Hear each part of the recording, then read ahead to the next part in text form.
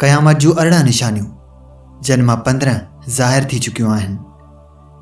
असांजे प्यारे नबी हज़रत मोहम्मद मुस्तफ़ा सल्लल्लाहु अलैहि वसल्लम जन क़यामत जा आसार ॿुधाया आहिनि, जेकी सभु हिन वक़्तु हली रहिया आहिनि। मर्दनि खां पंध कोन थींदा, औरतनि खां जंड कोन हलंदा। औरतूं सभु उघाड़ियूं ॾिसण में ईंदियूं, मतिलबु अहिड़ो लिबास पाईंदियूं ॼण त उहे उघाड़ियूं हुजनि।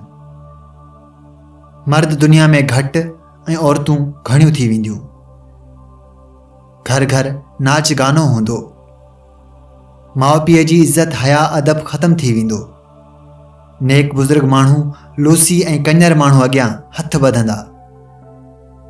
औरतूं मर्द थी वेंदियूं ऐं मर्द औरतूं थी वेंदा। घर जी अॻुवाणी औरतूं कंदियूं। ग़रीब माण्हुनि जा हक़ हड़प कया वेंदा। फ़लस्तीन में सभु यहूदी गॾु थींदा जेकी मुसलमाननि सां जंग कंदा। आख़िरी वक़्त में हिकु दूहो निकिरंदो, जेको हिकु मुख़्तलिफ़ शिकल जो दूहो हूंदो, जेको पूरी दुनिया ते 40 ॾींहं ताईं रहंदो, जंहिंमें माण्हू मरण लॻंदा। हिकु राति अहिड़ी थींदी जेका तमामु वॾी थी वेंदी, जंहिंमें सिजु कोन उभरंदो। माण्हू रोअण पिटण लॻंदा। पोइ घणे टाइम खां पोइ सिजु उलहंदे ॾस खां उभरंदो ऐं थोरो मथे अची वरी लही वेंदो। पूरी दुनिया ते हिकु अहिड़ी वबा फैलिजी वेंदी जंहिंमें किरोड़नि जी तादाद में माण्हू मरंदा, जेका हिन वक़्तु हली रही आहे। यमन ऐं शाम जे विच मां दज्जाल ईंदो, जेको पाण खे ख़ुदा सॾराईंदो, माण्हू मारे वरी जेरो कंदो, बरसाति वसाईंदो ऐं चवंदो त मुंहिंजी इबादत करियो, आउं तव्हांजो ख़ुदा आहियां।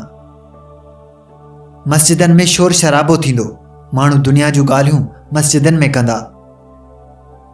एहसास ख़त्म थी वेंदो। भाउ भेण खां नफ़रत कंदो, भेण भाउ खां नफ़रत कंदी, पुट पीउ खां नफ़रत कंदो, पीउ धीअ सां नफ़रत कंदो।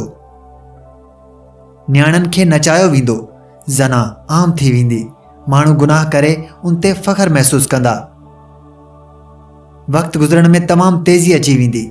साल महीने जे बराबरि लॻंदो, महीनो हफ़्ते जे बराबरि लॻंदो।